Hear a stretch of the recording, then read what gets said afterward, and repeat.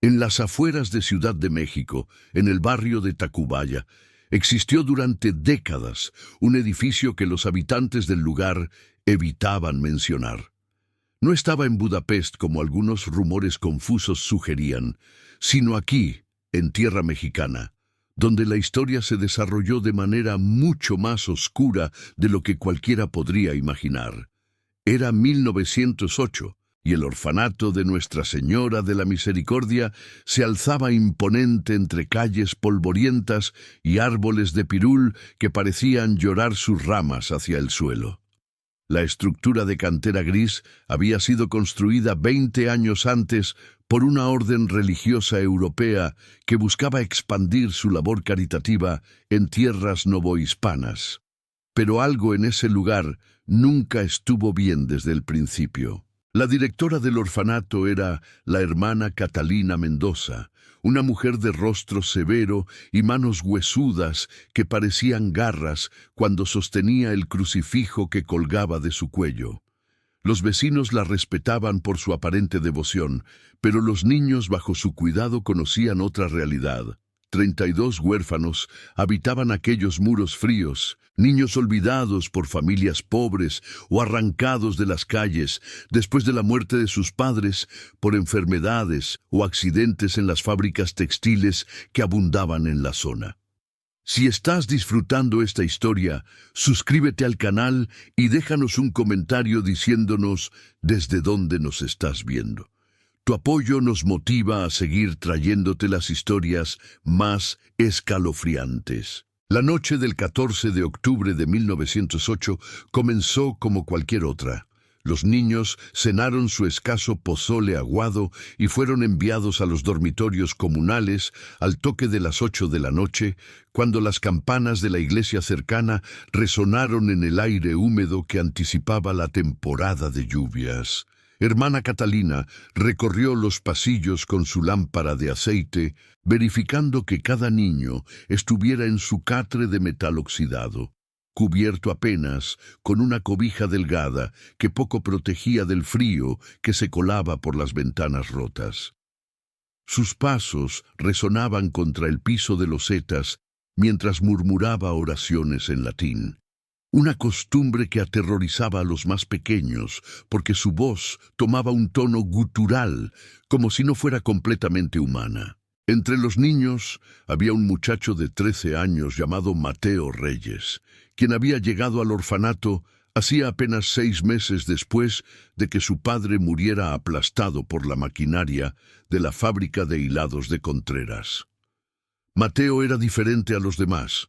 Poseía una inteligencia aguda y una curiosidad insaciable que lo metía constantemente en problemas. Había notado cosas extrañas durante su tiempo allí.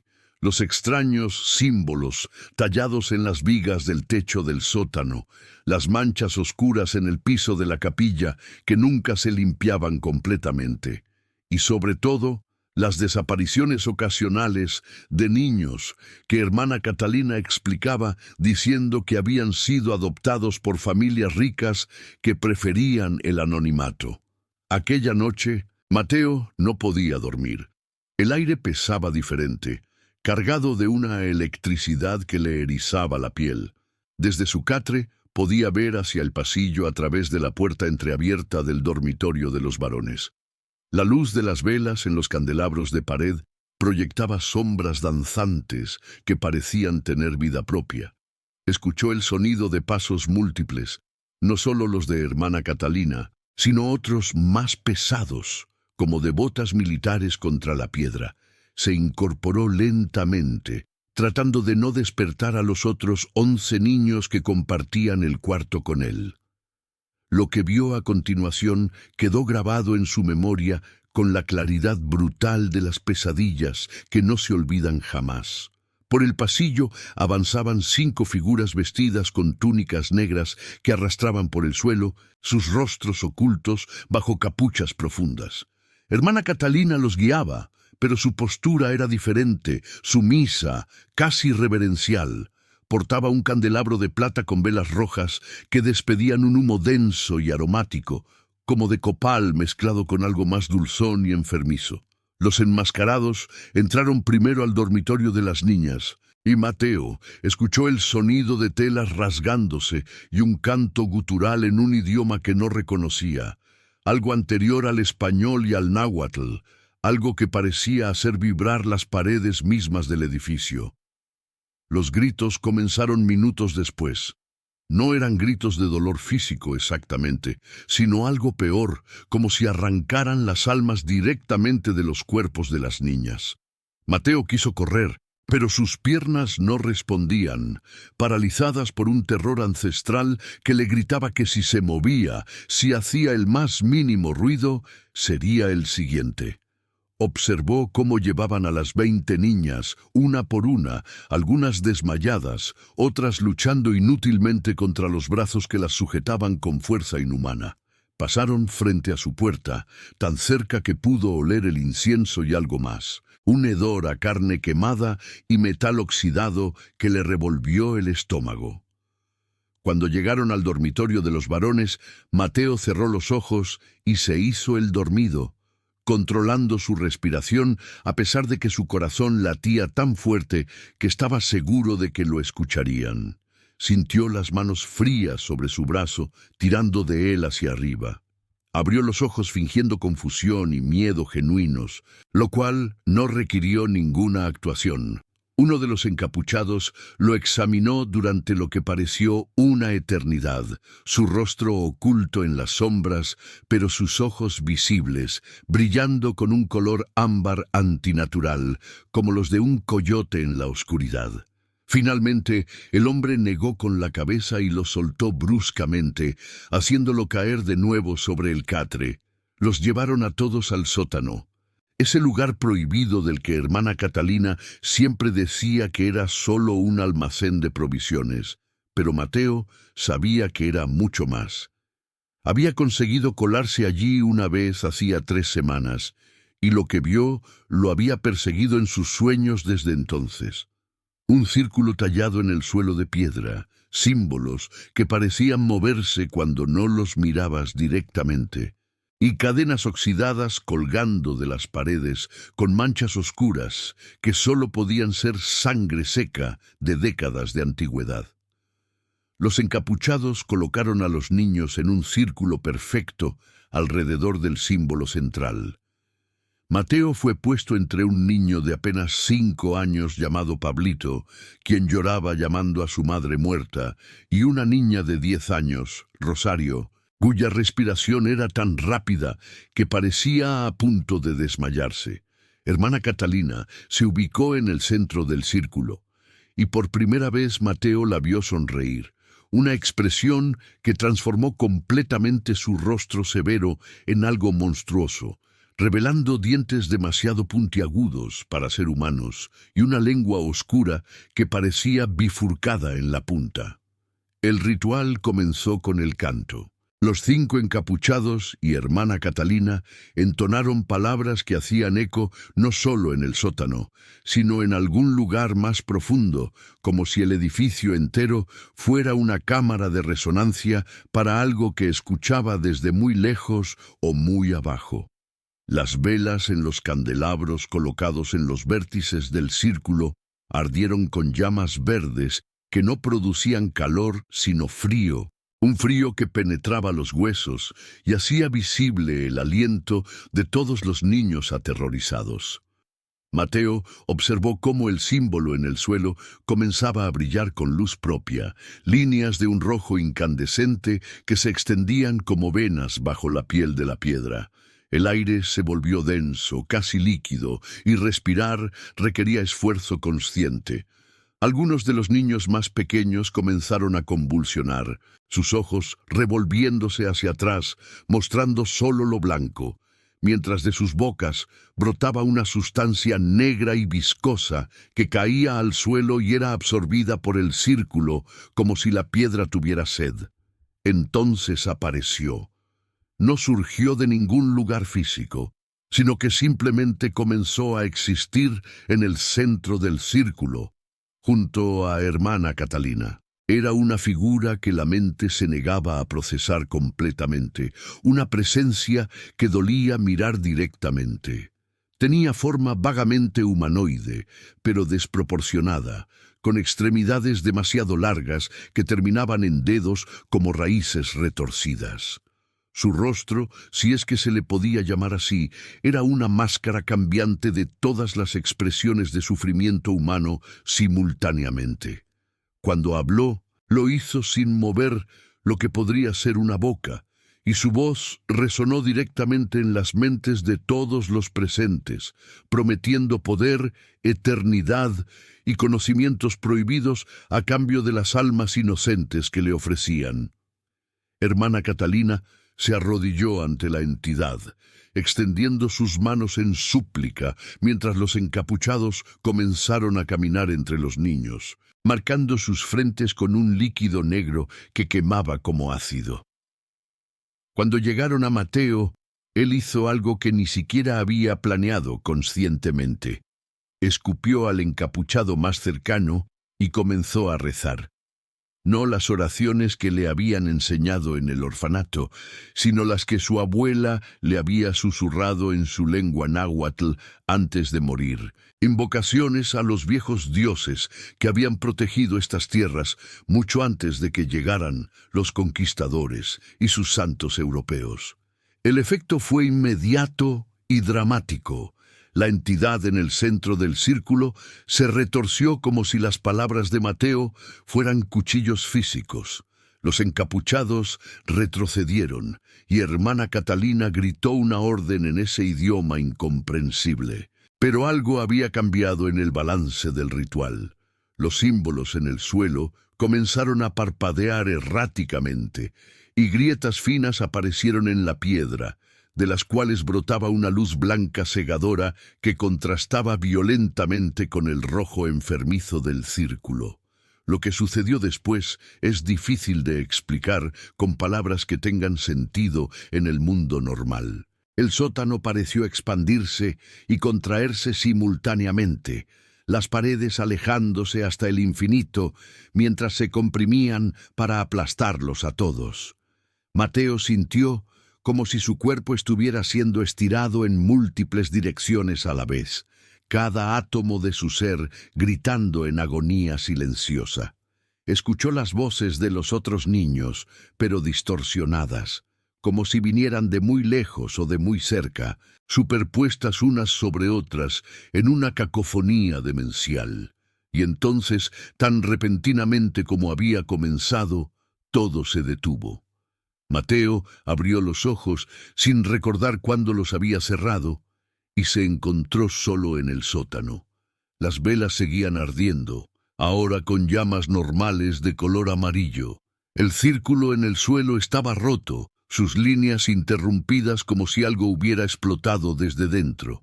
No había rastro de hermana Catalina, de los 5 encapuchados, ni de los otros 31 niños.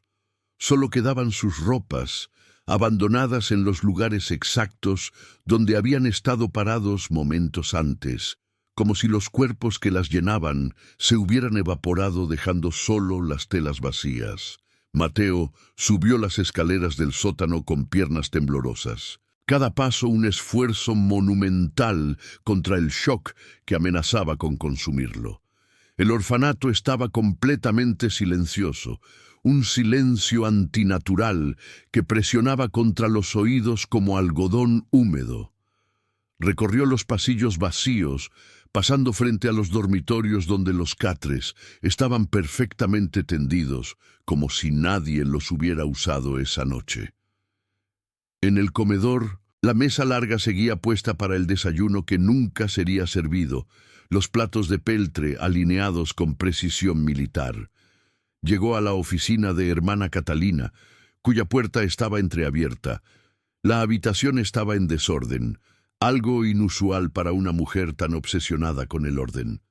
Papeles cubrían el escritorio y Mateo los examinó con manos temblorosas. Eran registros, listas de nombres con fechas junto a ellos. Reconoció algunos: Pedro Márquez, desaparecido en marzo de 1906, María Guadalupe Sánchez, desaparecida en julio del mismo año, Santiago López en diciembre. La lista continuaba, remontándose hasta 1889, Un año después de que el orfanato abriera sus puertas. Junto a cada nombre había anotaciones en latín que Mateo no podía descifrar completamente, pero que incluían frases como sacrificium acceptum y anima consumta. En el cajón inferior del escritorio encontró algo más perturbador: fotografías. Eran retratos de los niños desaparecidos, pero no como los recordaba o como aparecían en las pocas fotos oficiales del orfanato. Estas imágenes los mostraban en el sótano durante diferentes rituales a lo largo de los años. Sus expresiones capturadas en plata y papel revelaban un terror más profundo que cualquier cosa que Mateo pudiera imaginar. Y en cada fotografía, en el fondo, apenas visible, estaba la misma entidad que había visto esa noche, observando con lo que podría interpretarse como satisfacción malévola. El amanecer comenzó a filtrarse por las ventanas cuando Mateo salió del orfanato. Las calles de Tacubaya empezaban a despertar, los vendedores ambulantes preparando sus puestos, las campanas de la iglesia llamando a la misa de primera hora. Corrió hacia el puesto del gendarme más cercano, un hombre mayor llamado Don Fermín, que conocía a todos en el barrio. Entre lágrimas y palabras entrecortadas, Mateo intentó explicar lo que había presenciado, pero incluso para sus propios oídos, la historia sonaba como los delirios de un niño traumatizado. Don Fermín, sin embargo, no descartó completamente sus palabras. Había escuchado rumores sobre el orfanato durante años, susurros de vecinos que juraban haber visto luces extrañas en las ventanas del sótano durante las noches sin luna, o que habían oído cánticos que hacían que los perros aullaran de miedo y que las gallinas dejaran de poner huevos por días. Acompañado por otros 2 gendarmes y el padre Julio de la parroquia local, don Fermín fue al orfanato para investigar. Lo que encontraron confirmó parcialmente la historia de Mateo. Los 32 niños habían desaparecido, junto con hermana Catalina y cualquier otro adulto que hubiera estado en el edificio esa noche.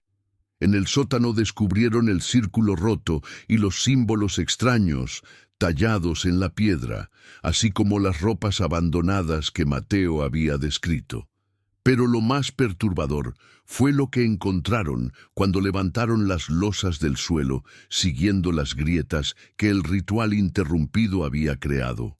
Huesos, cientos de huesos pequeños, de niños, algunos tan viejos que se desmoronaban al tocarlos, otros más recientes que aún conservaban restos de tejido adherido.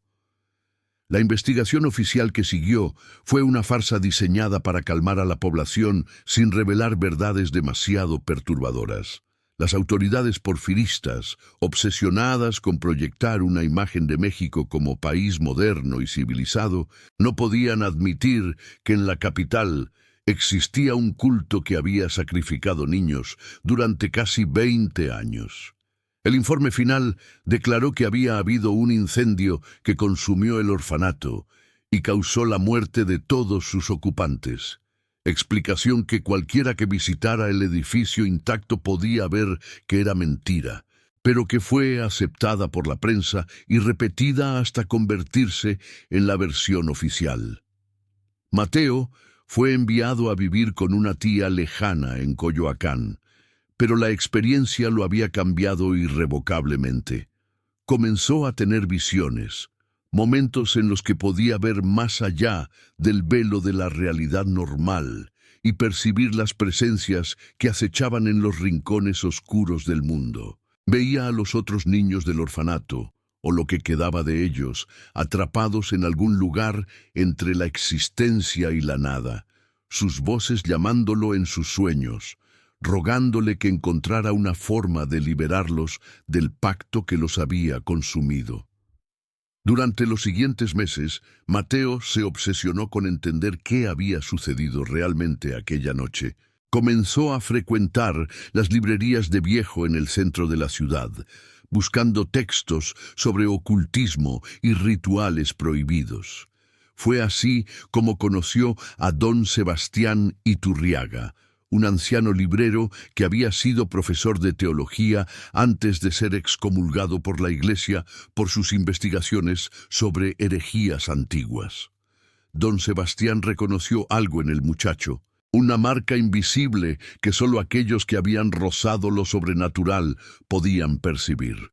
Bajo la tutela de don Sebastián, Mateo aprendió sobre las sociedades secretas que habían existido en México desde tiempos prehispánicos, cultos que adoraban a entidades anteriores a los dioses mexicas, seres que habitaban en dimensiones paralelas y que se alimentaban de la energía vital de los seres humanos, especialmente de los niños cuyas almas eran más puras y por tanto más nutritivas para estas entidades hambrientas.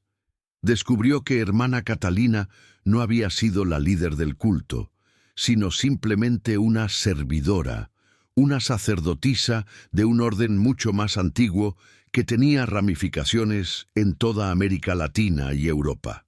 El culto se llamaba a sí mismo los Custodios del Umbral, y su objetivo era debilitar la barrera entre dimensiones mediante sacrificios rituales, preparando el camino para la llegada definitiva de su amo, una entidad que los textos antiguos llamaban el devorador de inocencia.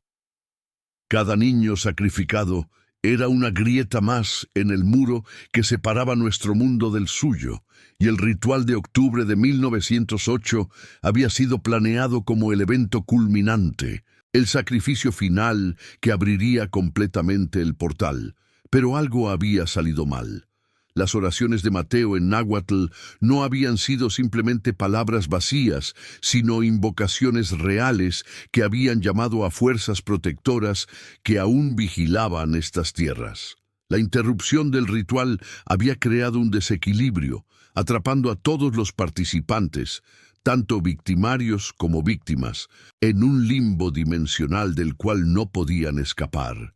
Hermana Catalina y los encapuchados estaban atrapados allí con los niños que habían intentado sacrificar, en un ciclo eterno de caza y huida, depredador y presa invirtiendo sus roles constantemente en una dimensión donde el tiempo no fluía linealmente. Don Sebastián le explicó a Mateo que existía una posibilidad, aunque peligrosa, de liberar a las almas inocentes atrapadas en ese limbo. Requeriría realizar un contrarritual en el mismo lugar donde todo había ocurrido, pero debían esperar al momento exacto cuando las barreras entre mundos fueran más delgadas. La fecha perfecta sería el siguiente Día de Muertos, el 2 de noviembre. Cuando la tradición mexicana sostenía que los muertos podían cruzar brevemente de vuelta al mundo de los vivos. Mateo pasó el año siguiente preparándose.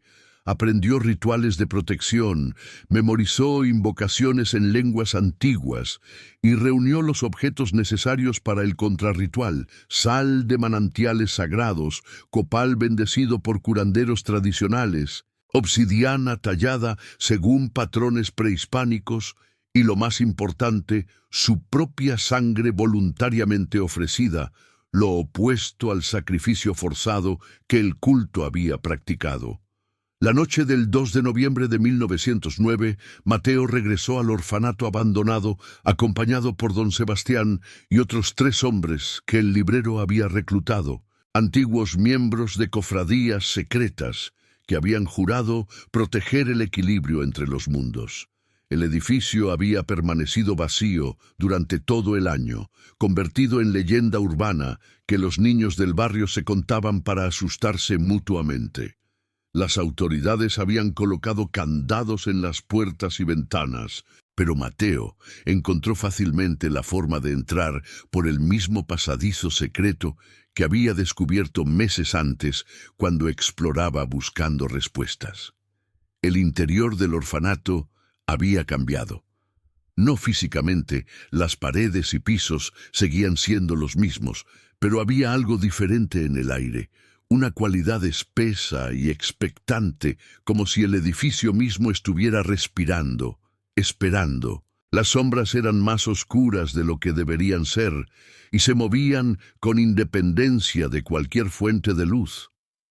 Escuchaban voces, susurros en español, náhuatl y ese idioma incomprensible que los cultistas habían usado, todas entremezclándose en una sinfonía cacofónica de lamento y promesa.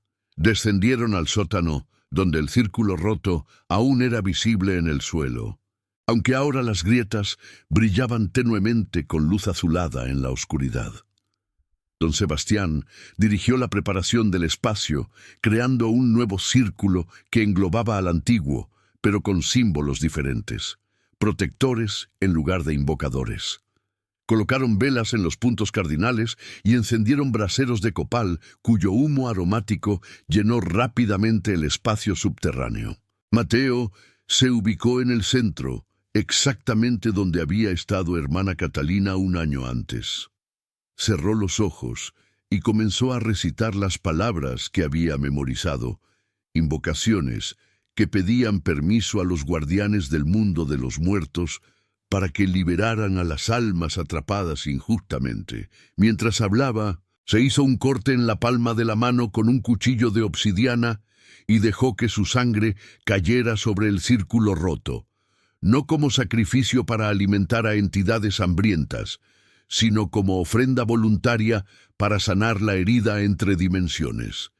La respuesta fue inmediata y aterradora. El sótano comenzó a llenarse con presencias invisibles, pero palpables, como si decenas de personas se hubieran materializado repentinamente en el espacio limitado. Mateo sintió manos frías tocándolo, tirando de su ropa, algunas suplicantes, otras acusadoras.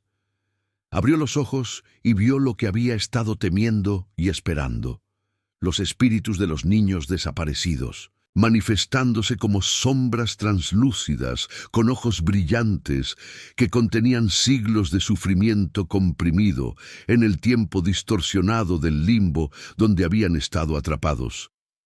Entre ellos reconoció rostros de aquella última noche: Pablito, el niño de 5 años que había estado junto a él en el círculo, ahora con una expresión de confusión eterna en sus rasgos espectrales. Rosario, la niña que había hiperventilado de miedo, su forma fantasmal todavía mostrando signos de ese pánico congelado en el tiempo. Pero también había otros, docenas de ellos, los niños que hermana Catalina había estado sacrificando durante casi 20 años. Cada uno una vida robada, un futuro borrado, una familia destrozada por la ausencia inexplicable. Detrás de ellos, más atrás en las sombras, que parecían extenderse infinitamente más allá de las paredes físicas del sótano, Mateo vislumbró otras presencias. Hermana Catalina estaba allí, pero su forma estaba distorsionada, desgarrada, como si algo la hubiera estado devorando lentamente durante el año que había transcurrido para él, pero que habría sido una eternidad de tortura en la dimensión donde estaba atrapada. Los 5 encapuchados también estaban presentes, retorciéndose en agonía silenciosa, mientras algo invisible los consumía desde dentro. Y más atrás todavía, apenas visible incluso para los ojos que habían aprendido a ver más allá del velo, estaba la entidad que habían estado adorando, el devorador de inocencia. Pero no tenía el poder que había exhibido durante el ritual interrumpido. Estaba debilitado, atrapado del otro lado del umbral que el contrarritual de Mateo estaba sellando permanentemente, su influencia sobre este mundo desvaneciéndose como humo en el viento. Mateo continuó recitando, su voz ganando fuerza a medida que sentía las energías convergiendo. Don Sebastián y los otros hombres se unieron al cántico, sus voces entrelazándose con la suya en una armonía que resonaba con frecuencias que iban más allá del sonido audible. La luz azul de las grietas en el círculo se intensificó hasta convertirse en un resplandor cegador que llenó todo el sótano. Uno por uno, los espíritus de los niños comenzaron a desvanecerse, pero esta vez no era una desaparición violenta como la de aquella noche terrible, sino una disolución pacífica, como nieve derritiéndose bajo el sol de primavera. Mateo podía sentir su gratitud, su alivio, mientras finalmente eran liberados del limbo y permitidos continuar su viaje hacia donde las almas debían ir después de la muerte. Algunos se detuvieron brevemente frente a él antes de desaparecer, sus formas espectrales acercándose para tocar su rostro con manos que ya no estaban frías, sino tibias, casi vivas, un último gesto de agradecimiento antes de partir. El proceso duró horas, aunque el tiempo en el sótano parecía funcionar de manera diferente, estirándose y comprimiéndose de formas que desafiaban la percepción normal. Cuando el último de los niños finalmente se desvaneció, una niña pequeña que no podría haber tenido más de 4 años cuando fue asesinada, el círculo en el suelo explotó en una cascada de luz dorada que subió por las paredes y se extendió por todo el edificio como raíces de un árbol luminoso. Mateo y los demás subieron las escaleras del sótano sintiendo como si hubieran envejecido años en una sola noche. El orfanato parecía diferente ahora, ya no opresivo y cargado de maldad, sino simplemente vacío, un edificio abandonado como cualquier otro. Las sombras ya no se movían con voluntad propia, y el aire era fresco en lugar de pesado y enfermizo. La presencia maligna que había contaminado el lugar durante décadas había sido expulsada, el portal sellado permanentemente. Al salir del edificio, encontraron que había amanecido, aunque ninguno de ellos recordaba que hubieran pasado tantas horas en el sótano. El barrio de Tacubaya estaba cubierto de cempasúchil, las flores naranjas brillantes del Día de Muertos que los residentes habían colocado en sus altares y en las tumbas de sus seres queridos. El aroma dulce y especiado de las flores se mezclaba con el del copal que aún se quemaba en los hogares, creando una atmósfera de celebración y recuerdo que contrastaba dramáticamente con el horror de lo que acababan de presenciar. Pero Mateo sabía que su trabajo no había terminado. Mientras caminaba por las calles iluminadas por el sol matutino, sentía el peso de las historias que ahora cargaba, las vidas que había ayudado a liberar, pero que nunca podrían ser devueltas a sus familias. Durante los siguientes años, se convirtió en una especie de cronista de lo oculto, documentando casos similares que descubría en sus investigaciones, siempre buscando patrones que pudieran indicar la presencia de otros cultos o entidades que amenazaban el frágil equilibrio entre los mundos. Don Sebastián se convirtió en su mentor hasta su muerte en 1915, durante los años caóticos de la Revolución Mexicana. En su lecho de muerte, el anciano le confió a Mateo una red de contactos que se extendía por todo el país y, más allá, otros vigilantes que habían dedicado sus vidas a proteger a la humanidad de amenazas que la mayoría de las personas ni siquiera sabía que existían. Mateo heredó no solo el conocimiento del librero, sino también su responsabilidad, convirtiéndose en uno de los custodios secretos que trabajaban en las sombras para mantener las puertas entre mundos firmemente cerradas. El edificio del orfanato fue demolido finalmente en 1920, después de que un terremoto menor dañara su estructura ya deteriorada.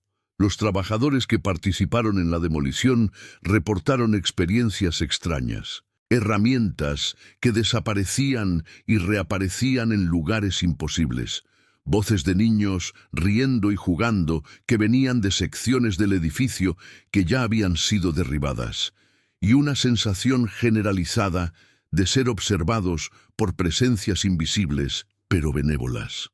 Ninguno de los trabajadores sufrió accidentes durante el proyecto, algo inusual en una época donde las medidas de seguridad eran prácticamente inexistentes en la construcción. En el sitio donde había estado el orfanato se construyó eventualmente un mercado de barrio, un lugar lleno de vida, color y el bullicio constante de vendedores ofreciendo sus mercancías y compradores regateando precios. Los comerciantes que instalaron sus puestos allí reportaron que sus negocios prosperaban de manera inusual, como si el lugar estuviera bendecido por alguna fuerza invisible. Las madres del barrio decían que sus hijos jugaban con amigos imaginarios en el área, pequeñas figuras que ellas mismas ocasionalmente vislumbraban de reojo, pero que desaparecían cuando intentaban mirarlas directamente. Mateo visitaba el mercado regularmente hasta su muerte en 1968, siempre en el aniversario del 14 de octubre. Se sentaba en una banca cercana, observando el flujo de vida que ahora llenaba el espacio que había sido testigo de tanto sufrimiento, y susurraba oraciones por los niños que había ayudado a liberar. A veces, en esos momentos de reflexión silenciosa, sentía presencias familiares alrededor de él, no amenazantes, sino reconfortantes, como si los espíritus de aquellos niños regresaran brevemente para hacerles saber que estaban bien, que habían encontrado paz finalmente. La historia del orfanato se convirtió en una leyenda urbana en Tacubaya, contada y recontada, con variaciones que la distorsionaban, pero que preservaban su esencia fundamental. Había habido un lugar de gran maldad que había sido purificado, niños que habían sufrido injustamente, pero que finalmente habían encontrado descanso. Las versiones populares de la historia a menudo la situaban en Budapest o en otras ciudades europeas, quizás porque la mente colectiva rechazaba la idea de que tales horrores pudieran haber ocurrido en suelo mexicano, o quizás porque la verdad era demasiado cercana, demasiado real para confrontarla directamente. Pero aquellos que conocían la historia verdadera, los descendientes de los vigilantes que Mateo había entrenado y los curanderos tradicionales que mantenían vivas las viejas costumbres, sabían la importancia de recordar con precisión. Cada año, durante el Día de Muertos, colocaban ofrendas especiales en el mercado que ocupaba el sitio del orfanato, altares dedicados a los niños cuyos nombres habían sido documentados por Mateo en los archivos que recuperó de la oficina de hermana Catalina. 32 velas se encendían cada vez, una por cada niño de aquella última noche terrible, rodeadas de cempasúchil, pan de muerto, dulces y juguetes de madera tallada a mano. Los comerciantes del mercado participaban en esta tradición sin conocer completamente su origen, simplemente sabiendo que era importante, que honraba algo fundamental sobre el lugar donde trabajaban cada día. Y en las noches del 1 y 2 de noviembre, cuando la barrera entre mundos se volvía más delgada según la creencia tradicional, los residentes del área reportaban ver luces pequeñas bailando entre los puestos cerrados del mercado, como luciérnagas pero más brillantes, más intencionales en su movimiento. Mateo documentó todo en diarios que eventualmente fueron depositados en archivos secretos mantenidos por la red de vigilantes que continuó existiendo mucho después de su muerte. Estos documentos contienen no solo la historia del orfanato de Nuestra Señora de la Misericordia, sino también decenas de otros casos similares que investigó durante su larga vida. Cada entrada está acompañada por fotografías cuando era posible, dibujos detallados de símbolos y entidades, y mapas que marcan ubicaciones de actividad paranormal en todo México y partes de América Central. Los archivos revelan un patrón perturbador. Los custodios del umbral no eran un culto aislado, sino parte de una red internacional que había existido durante siglos, con células operando en múltiples países simultáneamente. El ritual interrumpido en Tacubaya en 1908 había sido solo uno de varios planeados para esa misma noche en diferentes ubicaciones alrededor del mundo. un esfuerzo coordinado para debilitar las barreras dimensionales globalmente. Pero el fracaso del ritual en México, combinado con interrupciones similares en al menos otros 2 sitios documentados en Perú y España, había desorganizado completamente sus planes y forzado al culto a la clandestinidad por décadas. El último diario de Mateo, escrito en 1967 cuando su salud comenzaba a fallar, contiene una advertencia. Había detectado señales de que los custodios del umbral estaban reorganizándose, adaptándose a los tiempos modernos, utilizando nuevas tecnologías y estructuras sociales para ocultar sus actividades. Ya no operaban exclusivamente desde instituciones religiosas o caritativas, sino que se habían infiltrado en corporaciones, agencias gubernamentales y organizaciones internacionales. Sus métodos habían evolucionado, haciéndose más sutiles, más difíciles de detectar y contrarrestar. Mateo expresaba preocupación particular sobre la pérdida de las tradiciones antiguas que habían servido como protección natural contra estas entidades. A medida que México y el mundo se modernizaban, las viejas costumbres que mantenían vivo el conocimiento de lo sobrenatural estaban siendo olvidadas, reemplazadas por racionalismo que negaba la existencia de cualquier cosa que no pudiera ser medida y cuantificada científicamente. Esta negación colectiva, argumentaba Mateo, paradójicamente hacía a la humanidad más vulnerable, porque las entidades que acechaban más allá del velo no dejaban de existir simplemente porque la gente moderna eligiera no creer en ellas. Su última entrada en el diario, fechada 3 días antes de su muerte, es particularmente escalofriante. Mateo escribió que había tenido un sueño, o quizás una visión, en la cual los niños del orfanato se le aparecían una última vez. No venían a agradecerle o a despedirse, sino a advertirle.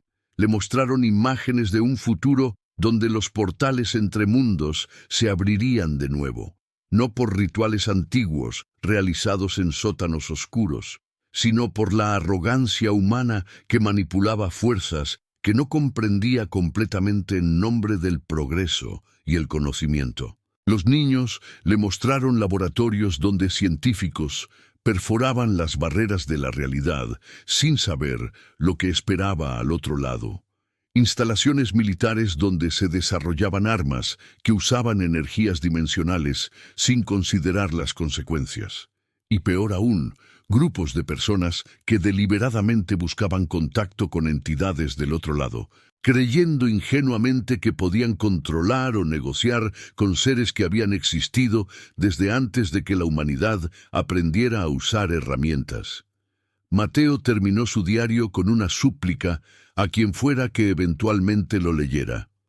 No olvidar las lecciones del pasado, mantener viva la vigilancia y recordar que la línea entre nuestro mundo y el de las entidades hambrientas era más delgada y frágil de lo que la mayoría de las personas querían admitir. Escribió que cada generación debía tener sus propios vigilantes, personas dispuestas a enfrentar verdades aterradoras y tomar acción cuando fuera necesario, sin importar el costo personal. Cuando Mateo murió en febrero de 1968, su funeral fue pequeño pero significativo. Asistieron personas de todo México, hombres y mujeres de diferentes edades y trasfondos sociales, pero todos compartiendo una característica común: una cierta calidad en sus ojos, una conciencia de realidades que la mayoría de las personas nunca percibían. Eran los otros vigilantes, aquellos que Mateo había entrenado o que habían sido entrenados por otros que él había enseñado, una cadena de conocimiento y responsabilidad que se extendía hacia atrás por generaciones y que continuaría hacia adelante. Su cuerpo fue enterrado en el Panteón de San Fernando, pero su verdadero legado vivía en los diarios, en las historias que había documentado y en las personas que continuaron su trabajo. Los archivos que había mantenido fueron divididos y distribuidos entre diferentes custodios para garantizar que ningún incendio, inundación o confiscación gubernamental pudiera destruir completamente el conocimiento acumulado durante su vida de investigación. El mercado en Tacubaya continuó prosperando y la tradición de encender las 32 velas cada día de muertos se mantuvo, aunque con el paso de las décadas pocos recordaban por qué exactamente se hacía. Se había convertido simplemente en una costumbre del barrio, una de esas prácticas que se preservan porque siempre se han hecho así, sin cuestionar su origen o significado profundo. Pero en ciertas noches, especialmente cuando el calendario se acercaba al 14 de octubre, las personas que vivían cerca del mercado reportaban experiencias extrañas.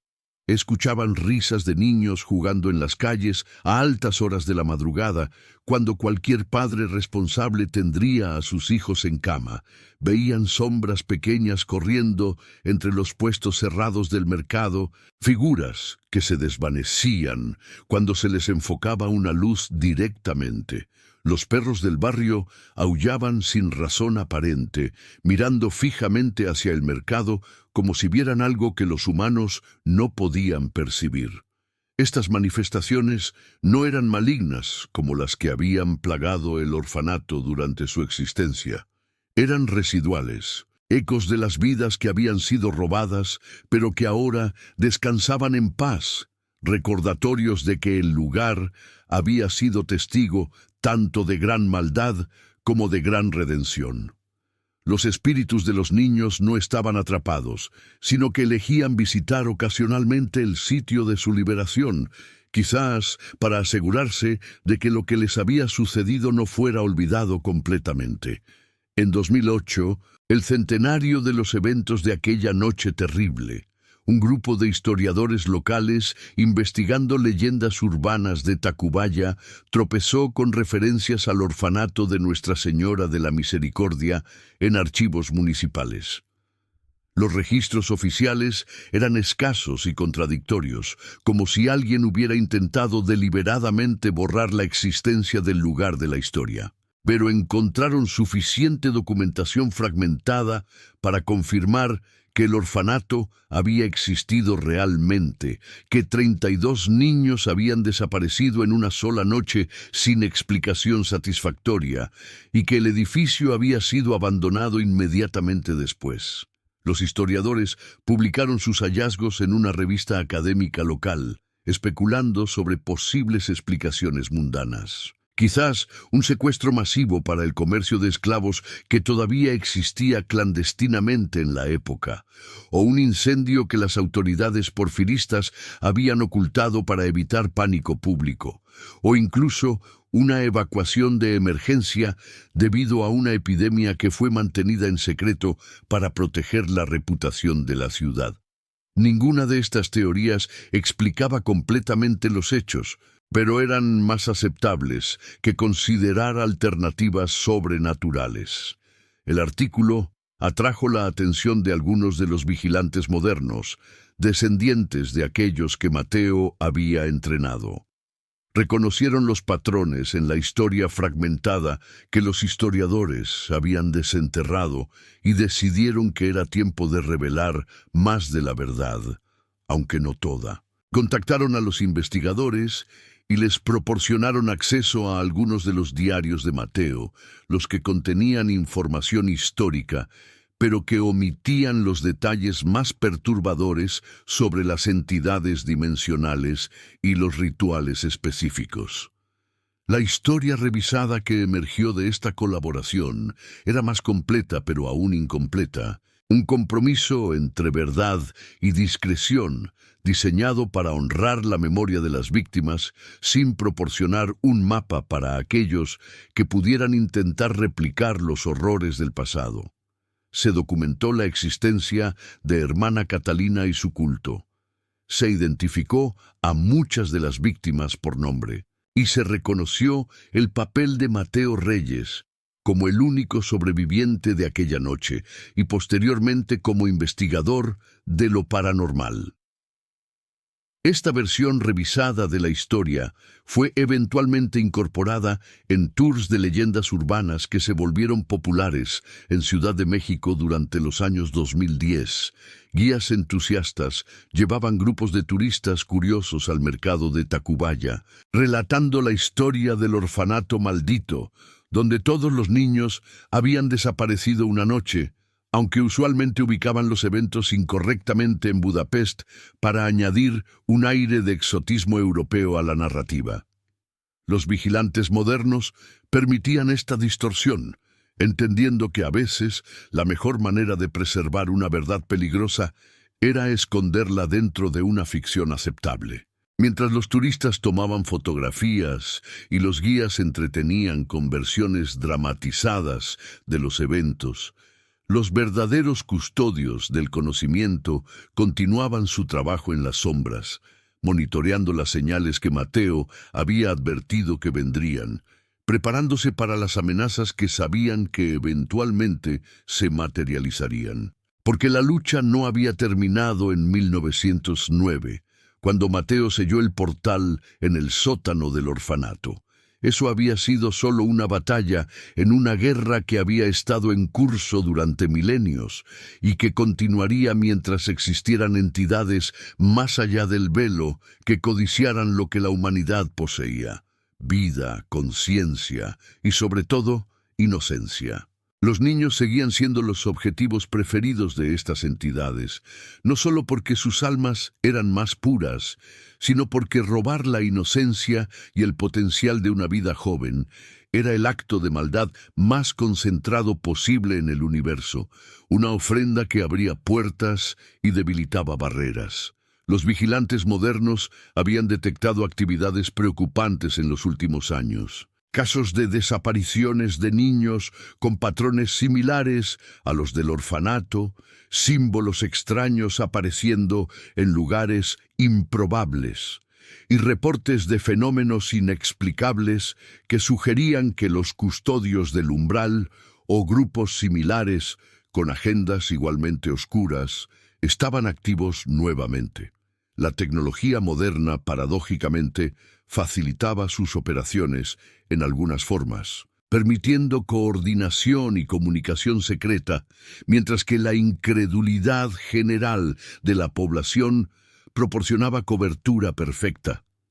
La última entrada en los archivos de los vigilantes, fechada apenas meses antes del centenario en 2008, documentaba la interrupción de lo que parecía ser un ritual preparatorio en un edificio abandonado en la periferia de Monterrey. Los símbolos encontrados en el sitio coincidían con aquellos que Mateo había documentado en el sótano del orfanato de Tacubaya, sugiriendo que alguien había accedido a conocimiento que se suponía debía permanecer oculto. Los vigilantes habían intervenido a tiempo, rescatando a 5 niños que habían sido reportados desaparecidos en las semanas anteriores, pero los perpetradores habían escapado, dejando solo sus túnicas y máscaras rituales. Este incidente y otros similares en diferentes partes del país confirmaban los temores de Mateo. Los viejos cultos no habían muerto, simplemente habían aprendido a operar más cautelosamente, esperando pacientemente décadas o incluso generaciones para que la memoria colectiva se desvaneciera antes de intentar nuevamente sus objetivos oscuros. Cada incidente interrumpido compraba más tiempo, pero no resolvía el problema fundamental. Mientras las entidades del otro lado existieran y codiciaran acceso a nuestro mundo, habría humanos dispuestos a servirlas a cambio de promesas de poder, conocimiento o inmortalidad. La historia del orfanato de Nuestra Señora de la Misericordia permanece como advertencia y recordatorio. En el sitio donde 32 niños desaparecieron en una noche de octubre de 1908, la vida cotidiana continúa aparentemente normal. Los comerciantes venden sus productos, las familias hacen sus compras, los niños juegan en las calles cercanas, después de la escuela. Pero bajo la superficie de esta normalidad existe una capa de realidad que la mayoría prefiere no ver, un conocimiento de que nuestro mundo es más frágil y está más amenazado de lo que nos gusta admitir. Las 32 velas siguen encendiéndose cada día de muertos, una tradición que continúa sin que la mayoría de los participantes comprendan completamente su significado. Pero quizás eso está bien.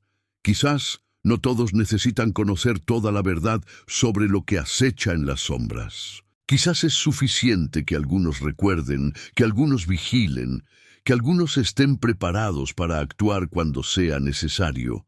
Y en las noches cuando el velo entre mundos se vuelve más delgado, cuando las sombras se alargan y el aire se carga con electricidad invisible, aquellos con ojos para ver pueden vislumbrar las pequeñas figuras jugando entre los puestos del mercado de Tacubaya. No son amenazantes, estos espíritus de niños que finalmente encontraron paz después de décadas atrapados en limbo. Están allí para recordarnos que el mal fue enfrentado y derrotado una vez, y que si permanecemos vigilantes, si mantenemos viva la memoria y el conocimiento, puede ser enfrentado y derrotado nuevamente. Porque al final, esa es la verdadera lección de la oscura leyenda del orfanato donde todos los niños desaparecieron una noche, que la oscuridad existe y es real, pero que también lo es la luz, y que mientras haya personas dispuestas a enfrentar horrores incomprensibles por el bien de proteger a los inocentes, la humanidad tiene una oportunidad contra las cosas que esperan más allá del velo, hambrientas y pacientes, esperando su momento para cruzar. La historia del orfanato de Tacubaya dejó una marca indeleble en la Ciudad de México que se extendería mucho más allá de las décadas inmediatas siguientes a los eventos de 1908. En los años posteriores a la muerte de Mateo Reyes en 1968, la red de vigilantes que él había ayudado a consolidar continuó operando en las sombras, adaptándose a los cambios sociales y tecnológicos que transformaban radicalmente a México y al mundo entero. Durante la década de 1970, cuando el país experimentaba una modernización acelerada y un crecimiento urbano sin precedentes, los vigilantes detectaron un patrón preocupante. Varios edificios antiguos en la Ciudad de México, estructuras que databan del porfiriato similar al orfanato original, comenzaron a mostrar actividad paranormal intensificada. No era coincidencia que muchos de estos edificios estuvieran programados para demolición como parte de los proyectos de desarrollo urbano que buscaban transformar la capital en una metrópolis moderna. Los investigadores descubrieron que algunos de estos edificios habían sido sitios de actividad ritual en el pasado, lugares donde los custodios del umbral o grupos relacionados habían operado durante años o décadas. La demolición de estas estructuras, sin los rituales apropiados de purificación, estaba liberando energías que habían estado contenidas, creando puntos de debilidad en el tejido de la realidad, donde entidades del otro lado podían ejercer influencia más fácilmente. Entre estos edificios estaba una antigua hacienda en Coyoacán que había sido convertida en internado para niñas durante principios del siglo XX. Las obreras que trabajaban en su demolición comenzaron a reportar experiencias perturbadoras, herramientas que se movían solas, voces de niñas cantando canciones antiguas que ninguna de ellas reconocía, y sombras que tomaban formas casi sólidas en las esquinas de las habitaciones abandonadas. 3 trabajadoras sufrieron colapsos nerviosos en una sola semana, balbuceando sobre manos frías que las tocaban y ojos que las observaban desde lugares imposibles. Los vigilantes intervinieron discretamente, realizando rituales de purificación antes de que la demolición continuara. Lo que encontraron en el sótano de la hacienda confirmó sus peores sospechas. Otro círculo ritual, símbolos idénticos a los del orfanato de Tacubaya y evidencia física de sacrificios que habían ocurrido décadas atrás. Los huesos que desenterraron fueron entregados anónimamente a las autoridades con información que permitió identificar a varias niñas que habían sido reportadas desaparecidas entre 1915 y 1920, durante el caos de la Revolución Mexicana, cuando tales desapariciones podían atribuirse fácilmente a la violencia generalizada del conflicto. Este descubrimiento llevó a una investigación más amplia que reveló la verdadera escala de la operación de los custodios del umbral en México. No había sido un solo orfanato o una sola célula de cultistas, sino una red extensa que había utilizado múltiples instituciones durante décadas. Orfanatos, internados, asilos para enfermos mentales, e incluso algunas iglesias habían sido infiltradas o establecidas específicamente como centros de operación donde niños y personas vulnerables podían ser victimizados sin despertar sospechas inmediatas. Los archivos que Mateo había mantenido fueron complementados con nueva información, creando un mapa cada vez más completo de la actividad del culto a lo largo de la historia mexicana. Los patrones sugerían que los custodios del umbral habían estado activos en territorio que ahora es México desde antes de la conquista española, adaptándose a cada nueva era y sistema de poder. Durante el periodo mexica, habían operado bajo la cobertura de los sacrificios rituales sancionados por el Estado. Durante la colonia, se habían infiltrado en órdenes religiosas corruptas. Durante el porfiriato, habían explotado las instituciones caritativas. Y ahora, en la era moderna, estaban encontrando nuevas formas de camuflarse. La década de 1980 trajo nuevos desafíos. La crisis económica que devastó a México durante esos años creó condiciones perfectas para que el culto operara. Miles de niños de familias empobrecidas desaparecían en las calles de las grandes ciudades, la mayoría asumidos como víctimas de la pobreza, el tráfico humano o la violencia creciente relacionada con el narcotráfico emergente. Pero los vigilantes detectaron patrones en algunas de estas desapariciones que sugerían motivos más oscuros. En Guadalajara, una serie de 12 desapariciones de niños de la calle durante un periodo de 6 meses en 1984 llamó la atención de una vigilante llamada Mercedes Ochoa, nieta de uno de los hombres que habían ayudado a Mateo en el ritual de liberación de 1909. Mercedes era trabajadora social de día, posición que le daba acceso a información sobre niños vulnerables y desaparecidos que las autoridades oficiales frecuentemente ignoraban. De noche, continuaba el trabajo que su abuelo le había enseñado, rastreando actividad sobrenatural y protegiendo a los inocentes de amenazas que existían más allá de la comprensión convencional. Las desapariciones seguían un patrón específico. Todos los niños tenían entre 8 y 12 años. Todos habían sido vistos por última vez cerca de un edificio abandonado en el centro histórico de la ciudad, y varios testigos reportaron haber visto figuras encapuchadas en el área durante las noches anteriores a cada desaparición. Mercedes comenzó a vigilar el edificio, un antiguo convento que había sido desacralizado durante las leyes de reforma del siglo XIX y que había pasado por varios usos antes de ser abandonado. Lo que presenció una noche de octubre confirmó sus peores temores. Vio a 3 figuras encapuchadas guiando a 2 niños hacia el edificio, los pequeños caminando en un estado de trance evidente, sus ojos vidriosos y sin enfocar. Mercedes siguió a distancia, invocando mentalmente las protecciones que su abuelo le había enseñado, sintiendo el peso del cuchillo ritual de obsidiana escondido bajo su chaqueta y el calor del saquito de copal bendecido que llevaba en el bolsillo. El interior del convento abandonado era un laberinto de pasillos oscuros y habitaciones colapsadas. Pero las figuras encapuchadas se movían con la confianza de quienes conocían cada piedra del lugar.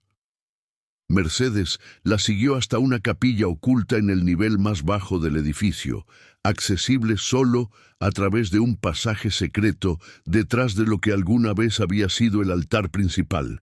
La capilla subterránea era más antigua que el convento mismo, probablemente construida sobre un sitio sagrado prehispánico, sus paredes cubiertas con una mezcla perturbadora de iconografía católica y símbolos aztecas distorsionados. En el centro de la capilla había un círculo ritual activo, brillando con esa misma luz roja enfermiza que los diarios de Mateo describían. Pero este ritual estaba en una etapa más temprana que el que había sido interrumpido en Tacubaya. Los 12 niños desaparecidos estaban allí, vivos pero en trance, dispuestos alrededor del círculo. Los cultistas, 5 en total incluyendo una mujer que parecía ser la líder, estaban realizando lo que Mercedes reconoció como un ritual de preparación, marcando a los niños con símbolos que los vincularían a la entidad que planeaban invocar. Mercedes sabía que no podía esperar refuerzos sin arriesgar las vidas de los niños. Tomó la decisión que su abuelo había tomado décadas atrás en el orfanato de Tacubaya: interrumpir el ritual, aunque eso significara ponerse en peligro extremo. Irrumpió en la capilla, recitando las invocaciones protectoras en náhuatl que había memorizado, arrojando el copal bendecido al círculo y trazando contrasímbolos en el aire con el cuchillo de obsidiana. La reacción fue instantánea y violenta. Los cultistas se volvieron hacia ella con furia inhumana, sus rostros finalmente visibles bajo las capuchas, revelando algo que ya no era completamente humano. Años de servicio a su amo del otro lado los había transformado, distorsionando sus rasgos en máscaras de maldad que hacían difícil recordar que alguna vez habían sido personas ordinarias. La líder del grupo extendió su mano hacia Mercedes y algo invisible pero tangible como un puño golpeó a la vigilante en el pecho, arrojándola contra la pared de piedra con fuerza suficiente para romper costillas. Pero Mercedes había logrado su objetivo. El círculo estaba interrumpido. Los símbolos protectores que había trazado creando interferencia en el patrón de energía que los cultistas habían estado acumulando cuidadosamente durante meses. Los niños comenzaron a despertar del trance, sus gritos de confusión y terror llenando la capilla subterránea. Este caos fue suficiente para romper completamente la concentración necesaria para el ritual, y la energía acumulada comenzó a desestabilizarse peligrosamente. Lo que siguió fue una batalla que Mercedes apenas recordaría con claridad posteriormente. Sus memorias fragmentadas por el trauma físico y el shock de enfrentar fuerzas que la mente humana no estaba equipada para procesar completamente. Los cultistas intentaron completar el ritual a pesar de la interrupción, pero sin el control cuidadoso que requerían estas invocaciones, estaban jugando con fuerzas que no podían contener. La entidad que habían estado invocando comenzó a manifestarse de manera descontrolada, sin el marco ritual que la habría vinculado a la voluntad de los cultistas. La capilla se llenó con una presencia que distorsionaba la percepción misma del espacio y el tiempo. Mercedes vio a los cultistas ser consumidos por su propio amo, sus cuerpos disolviéndose en humo negro mientras gritaban no en agonía, sino en éxtasis enfermizo, creyendo hasta el último momento que estaban siendo recompensados con la trascendencia que les habían prometido. La líder del culto fue la última en desaparecer. Sus ojos, encontrándose con los de Mercedes un instante antes de que su forma se fragmentara, y en ese breve contacto visual, Mercedes percibió la verdad terrible. La mujer sabía exactamente lo que le estaba sucediendo. Sabía que había sido engañada.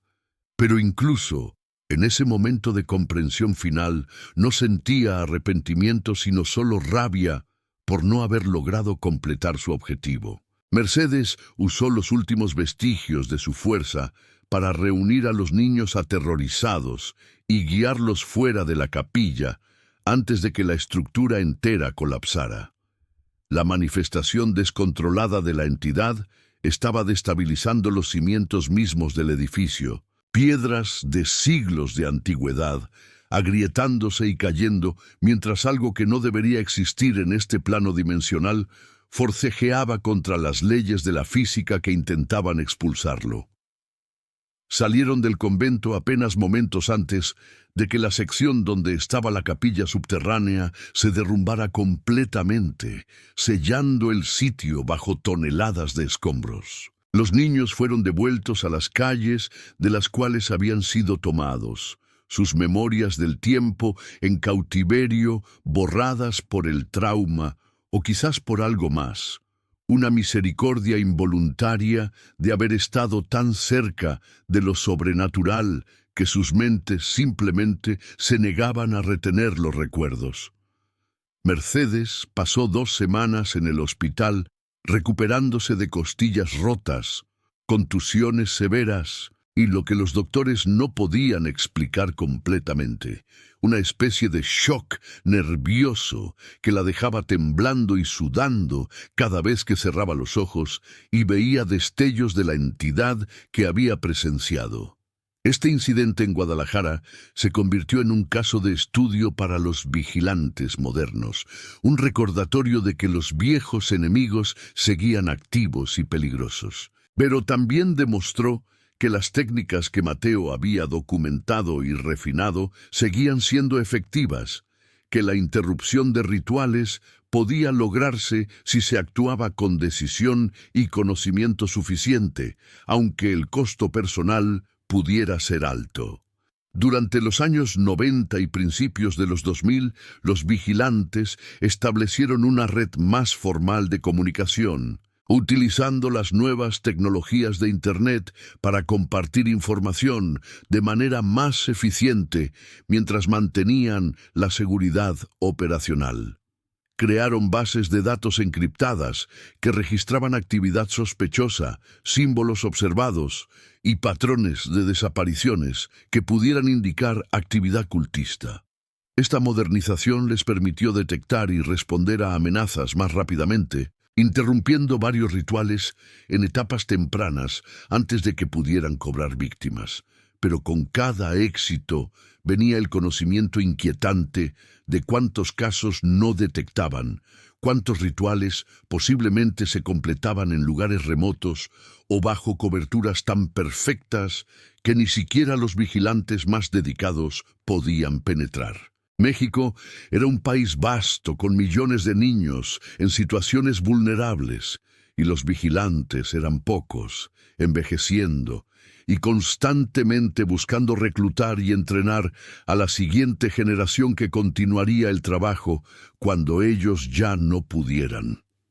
El centenario de los eventos del orfanato de Tacubaya en 2008 sirvió como punto de convergencia para los vigilantes de todo el país. Se reunieron discretamente en la Ciudad de México, algunos de ellos ya ancianos que habían conocido personalmente a Mateo antes de su muerte.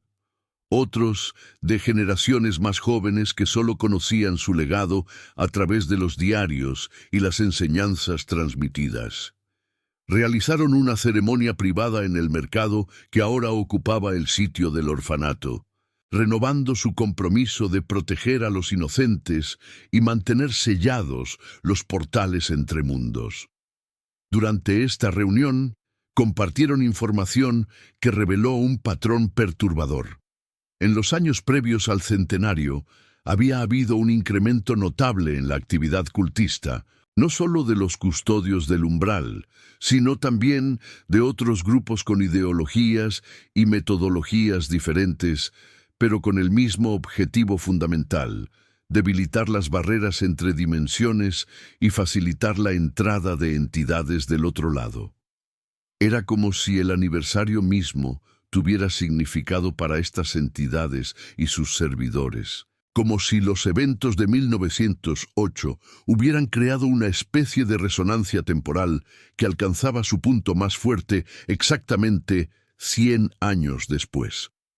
Los vigilantes intensificaron su vigilancia durante los meses alrededor del centenario y sus esfuerzos resultaron en la prevención de al menos 4 rituales mayores en diferentes partes del país. Pero sabían que era solo cuestión de tiempo antes de que uno pasara desapercibido, antes de que los cultistas lograran finalmente lo que habían estado intentando durante más de un siglo. Ese momento llegó en una forma que nadie había anticipado completamente. En diciembre de 2012, cuando el mundo estaba obsesionado con las interpretaciones erróneas del calendario maya que predecían el fin del mundo, los custodios del umbral aprovecharon la distracción masiva y la concentración de energía psíquica generada por millones de personas contemplando escenarios apocalípticos.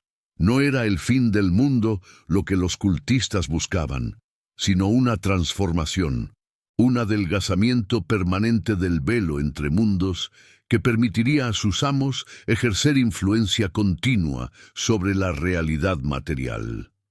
El ritual fue planeado con una sofisticación que aprovechaba tanto conocimiento antiguo como tecnología moderna.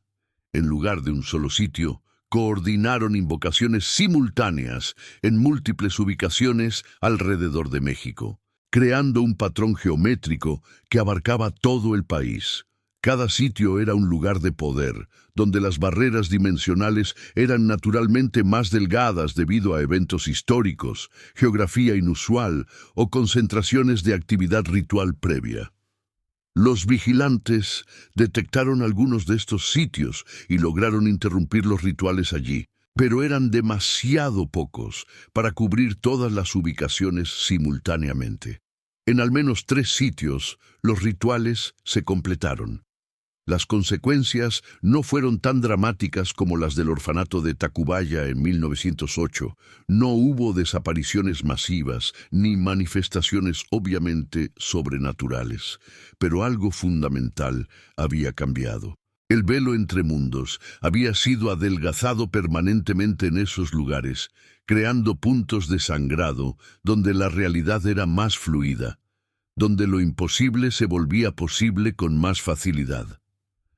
Uno de estos sitios estaba en las afueras de Monterrey, otro en las montañas de Oaxaca y el tercero en una zona rural de Veracruz. En los años subsiguientes, estas áreas desarrollaron reputaciones de estar embrujadas, lugares donde las personas experimentaban fenómenos que no podían explicar. Apariciones de figuras espectrales que interactuaban con el mundo físico de maneras imposibles. Distorsiones temporales donde minutos podían sentirse como horas o viceversa y sobre todo, un incremento dramático en desapariciones de personas que entraban a estas áreas y simplemente nunca salían, sin dejar rastro alguno de su destino. Los vigilantes establecieron monitoreo permanente de estos sitios de sangrado, documentando la actividad paranormal e intentando encontrar maneras de revertir el daño o al menos contenerlo. Descubrieron que las áreas afectadas estaban expandiéndose lentamente, como infecciones dimensionales que se propagaban a su propio ritmo antinatural. Si el proceso continuaba sin control, eventualmente estas zonas de realidad alterada podrían fusionarse, creando regiones enteras donde las leyes normales de la física y la causalidad no aplicarían completamente, donde las entidades del otro lado podrían manifestarse y operar libremente. Este descubrimiento llevó a un debate intenso entre los vigilantes sobre cómo proceder.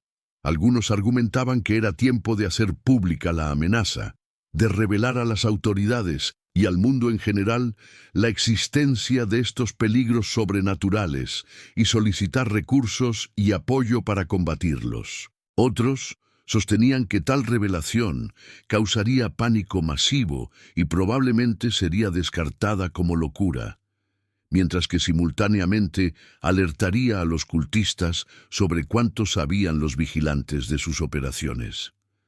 El debate nunca se resolvió completamente porque eventos externos forzaron una nueva dirección. En 2015, Mercedes Ochoa, quien había sobrevivido la confrontación en Guadalajara 3 décadas antes y se había convertido en una de las líderes de la red de vigilantes, desapareció mientras investigaba actividad sospechosa en uno de los sitios de sangrado cerca de Monterrey. Un equipo de rescate que fue a buscarla encontró su equipo abandonado cerca de lo que parecía ser un portal, una especie de grieta en el aire mismo que revelaba algo del otro lado. Un paisaje de geometrías imposibles y colores que no existían en el espectro visible normal. El portal se cerró antes de que pudieran investigar más, pero había dejado evidencia física de su existencia. El terreno alrededor de donde había aparecido estaba quemado en patrones que formaban símbolos reconocibles de los archivos de Mateo, y la vegetación en el área había sido transformada de maneras que violaban las leyes de la biología, plantas con estructuras celulares que no tenían sentido bajo análisis microscópico, como si hubieran sido reescritas por reglas de un universo diferente. Mercedes nunca fue encontrada, convirtiéndose en otra víctima de las fuerzas que había dedicado su vida a combatir. Su desaparición galvanizó a los vigilantes restantes, renovando su determinación, pero también subrayando cuán desesperada se había vuelto su situación. Estaban perdiendo la guerra de desgaste contra enemigos que eran efectivamente inmortales y que podían permitirse jugar con escalas de tiempo que abarcaban siglos.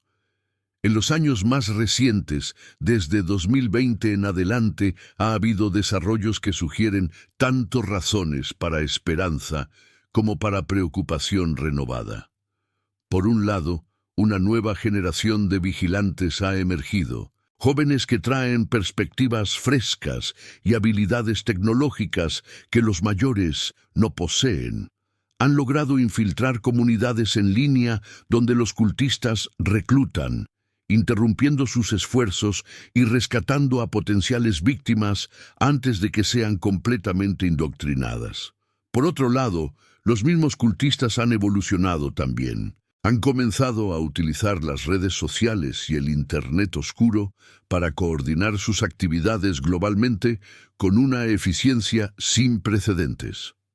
Los vigilantes han detectado comunicaciones encriptadas que sugieren que los custodios del umbral han establecido contacto con cultos similares en otros países, compartiendo conocimiento y recursos, posiblemente planeando un evento coordinado a escala mundial que eclipsaría cualquier cosa que hayan intentado anteriormente. El legado del orfanato de Nuestra Señora de la Misericordia continúa resonando más de un siglo después de aquella noche terrible de octubre de 1908. El mercado en Tacubaya todavía prospera. Las 32 velas todavía se encienden cada día de muertos, y las pequeñas figuras espectrales todavía son vislumbradas ocasionalmente jugando entre los puestos cerrados en las noches cuando el velo se adelgaza. Los espíritus de aquellos niños permanecen como recordatorio de lo que se perdió, pero también de lo que fue salvado, de la victoria ganada a tremendo costo, pero victoria al fin. Los diarios de Mateo Reyes, expandidos ahora con las contribuciones de generaciones de vigilantes que siguieron sus pasos, continúan siendo la guía principal para aquellos que han asumido la responsabilidad de proteger la barrera entre mundos. Nuevas entradas son añadidas regularmente, documentando encuentros, rituales interrumpidos, victorias y pérdidas. Cada vigilante que cae es honrado en estos registros, sus nombres inscritos junto a los de los niños que murieron en el orfanato, reconociendo que todos son víctimas y héroes de la misma guerra interminable. y la guerra continúa, silenciosa e invisible para la vasta mayoría de la humanidad, que vive sus vidas completamente inconsciente de las batallas que se libran en las sombras por su protección. Los vigilantes saben que su trabajo probablemente nunca terminará, que mientras existan entidades más allá del velo que codicien lo que este mundo posee, habrá necesidad de aquellos dispuestos a enfrentarlas. Es un peso que llevan con la mezcla de resignación y determinación que viene de comprender verdades fundamentales sobre la naturaleza de la realidad que la mayoría nunca tendrá que confrontar. En el sitio donde alguna vez estuvo el orfanato, donde 32 niños desaparecieron en una sola noche hace más de un siglo, la vida continúa con su ritmo cotidiano. Pero bajo esa superficie de normalidad, la memoria persiste, preservada no solo en los archivos de los vigilantes, sino en la tierra misma, en los huesos que todavía descansan bajo capas de concreto y modernidad, en las sombras que se mueven con propósito propio cuando nadie está mirando directamente.